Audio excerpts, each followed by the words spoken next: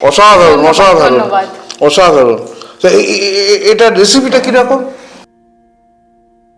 নমস্কার বন্ধুরা, আমি ওয়েন্দ্রিলা।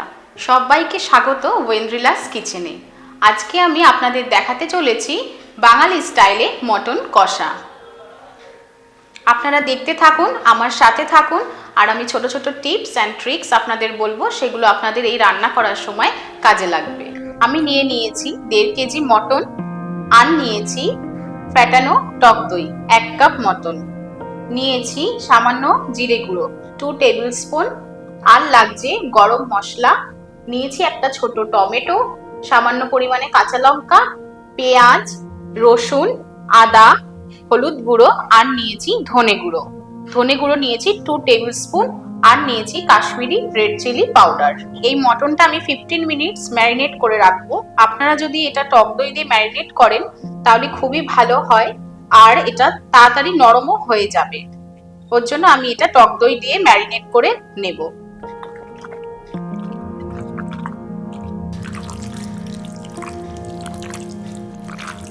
পর আমি এই কাশ্মীরি লঙ্কার গুঁড়ো দিয়ে দিলাম, দিয়ে আবারও এটা আমি মেখে নেব। এটা কাশ্মীরি লঙ্কা, আপনারা চাইলে একটা কোনো চামচ বা কিছু দিয়ে আপনি মিক্স করতে পারেন। হাত দিয়ে আমি ম্যারিনেশনের জন্য মাখালাম, কারণ কি হাত দিয়ে মাখানোটা ভালো হয় বলে। এরপর আমি এই পেঁয়াজগুলো নিয়ে নিলাম। আমি 4টে মাঝারি সাইজের পেঁয়াজ নিয়েছি। আমি একটা নর্মাল সাইজ করে এগুলো কেটে নেব।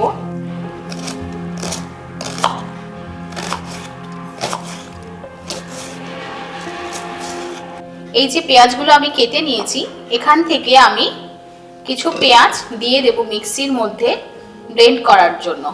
এরপর এই রসুনগুলো আমি দিয়ে দিলাম মিক্সির মধ্যে। তারপর দেব আদা, আর দেব 4টে কাঁচা লঙ্কা। মোটা মোটা কাঁচা লঙ্কাগুলো প্রচন্ড ঝাল, ওর জন্য আমি 4টেই দিলাম। আপনারা যেরকম ঝাল খাবেন আপনাদের পরিমাণ মতন দিয়ে নেবেন। আর দেব অল্প একটু জল, দিয়ে এটা আমি ভালো করে ব্লেন্ড করে নেব। দেখুন এরকম একটা মিহি পেস্ট করে নিতে হবে আপনাদের।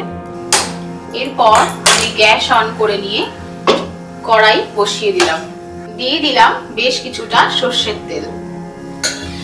তেল গরম হয়ে এসেছে, আপনারা ভালো করে চেক করে নেবেন হাত দিয়ে যে তেলটা গরম হয়েছে কিনা। আপনাদের একটা কথা বলে রাখি, আমি গোটা গরম মশলার মধ্যে শুধু নিয়েছি এলাচ আর নিয়েছি দারচিনি, আমি কিন্তু লবঙ্গ ইউজ করছি না। আচ্ছা, পেঁয়াজগুলো আমার লাল লাল করে ভাজা হয়ে গেছে। এরপর আমি যে মিক্সিতে বেটে রেখেছিলাম মশলা, সেটা আমি দিয়ে দেব। এরপর এই বেটে রাখা মশলাটা মিক্সির মধ্যে আমি দিয়ে দিলাম তেলের মধ্যে, দিয়ে কিন্তু এটা সঙ্গে সঙ্গে নাড়তে হবে। দিয়ে দিলাম হলুদ গুঁড়ো, এরপর দিলাম ধনে গুঁড়ো, এরপর দিলাম জিরে গুঁড়ো। তারপর আবারও আমি এটা নাড়াচাড়া দিয়ে সম্পূর্ণ মিক্স করে নেব। এরপর মশলা থেকে ভালো মতন তেল ছেড়ে এলে মিক্সির মধ্যে আমি ওই 2টো টমেটো আর যেটা মশলাটা ছিল তার মধ্যে দিয়ে ভালো করে মিক্স করে এর মধ্যে দিয়ে দিলাম। যেহেতু আমরা মটনটা আগে থেকেই টক দইয়ের সাথে মাখিয়ে রেখেছিলাম, ওর জন্য আমি এখানে বেশি টমেটো ইউজ করব না। মশলাটা আমার দেখুন ভালো মতন কষানো হয়ে গেছে, এই দেখুন তেল ছেড়ে আসছে। এরপর আমি দিয়ে দেব সেই ম্যারিনেট করে রাখা আমার মটন। এবার মটনগুলো দিয়ে আমি ভালো করে নাড়াচাড়া করে মশলার সাথে মিক্স করে দেব।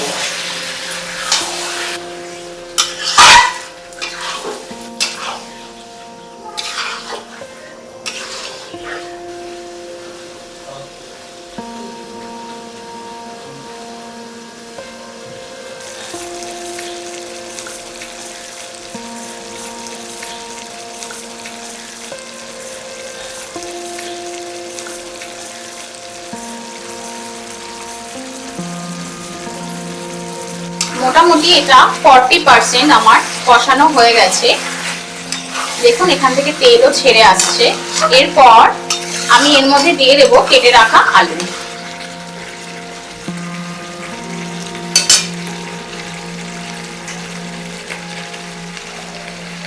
আপনারা চাইলে আলু ইউজ নাও করতে পারেন, কিন্তু মটনের মধ্যে আলুটাই হচ্ছে সব থেকে ভালো খেতে লাগে, ওর জন্য আমি একটু আলু অ্যাড করে দিলাম।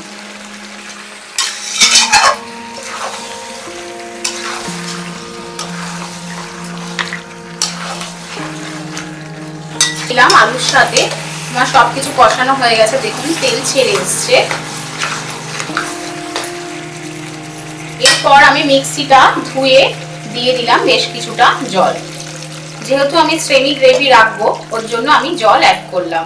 আপনারা চাইলে জল না অ্যাড করে আপনারা ঢাকা দিয়েও রান্নাটা করতে পারেন।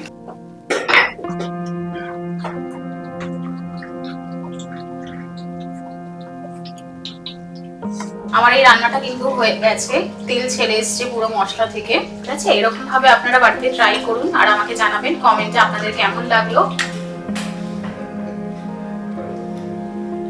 এতক্ষণ ধরে আপনারা দেখলেন আমি এই মাটনটা রান্না করে আপনাদের দেখালাম।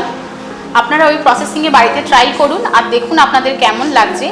ভালো লাগলে অবশ্যই একটা লাইক দেবেন, কমেন্ট করবেন আর সাবস্ক্রাইব করে দেবেন।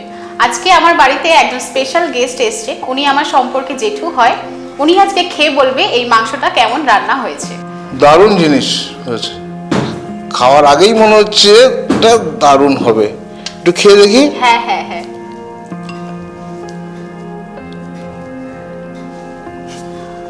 ফাটাফাটি বাবা, ফাটাফাটি ফাটাফাটি ফাটাফাটি। এই বয়সে এসে এরকম একটা মাংস খেতে পাবো আমি ভাবতেই পারিনি।